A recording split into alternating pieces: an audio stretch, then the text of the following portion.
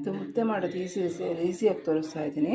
ಒಂದು ಬೌಲಲ್ಲಿ 3 ಜನಕ್ಕೆ ಒಂದು ಚಿಕ್ಕ ಚಿಕ್ಕ ಮುದ್ದೆ ನೋಡಿ ಇಷ್ಟು ಇರಬೇಕು ಅದು ಕನ್ಸಿಸ್ಟೆನ್ಸಿ.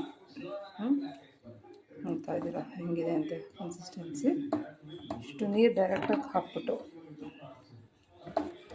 ಏನು ಕುದಿ ಬರೋದು ಬೇಡ, ಮುಚ್ಚೋದು ಬೇಡ, ಇದು ಅಂಟದೆ ಹಿಂಗೆ ಮುದ್ದೆ ಆಗುತ್ತೆ ಅಂತ ನಾನು ತೋರಿಸ್ಕೊಡ್ತೀನಿ.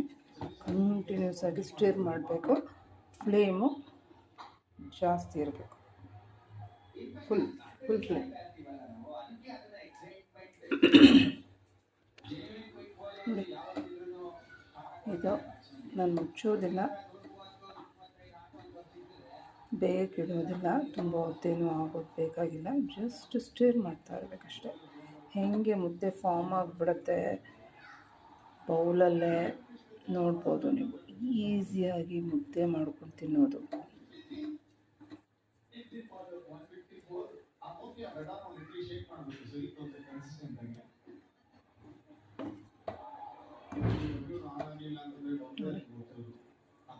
ನೋಡ್ತಾರೆ ಎಷ್ಟು ಚೆನ್ನಾಗಿ ಗಂಟು ಇಲ್ದಿರೋಂಗೆ ಮುದ್ದೆ ಮಾಡಿ ತೋರಿಸ್ತೀನಿ ಇವತ್ತು ನಿಮಗೆ.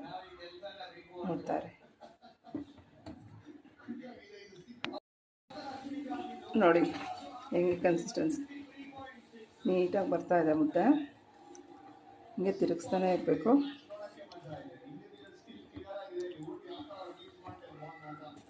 ಏನು ಒಂಚೂರು ಲಂಪ್ಸು, ಏನು ಒಂಚೂರು ಗಂಟು ಎಲ್ದಿರಂಗೆ ಆಗುತ್ತೆ.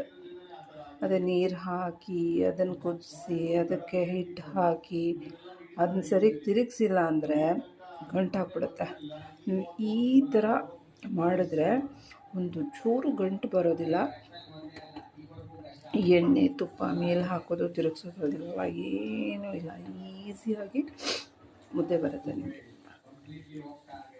ಈಸಿಯಾಗಿ ಈ ಥರ ಚಿಕ್ಕ ಬೌಲ್, ಒಂದು ದಪ್ಪ, ಒಂದು ಸ್ವಲ್ಪ ದಪ್ಪ ಇರಬೇಕು.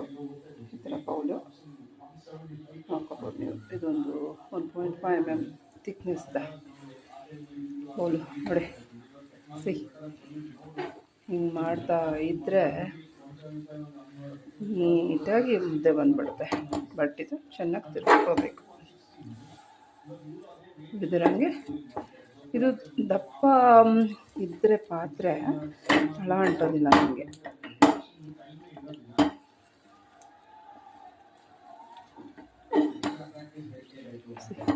ನೋಡಿ ಈ ಥರ ಬರುತ್ತೆ.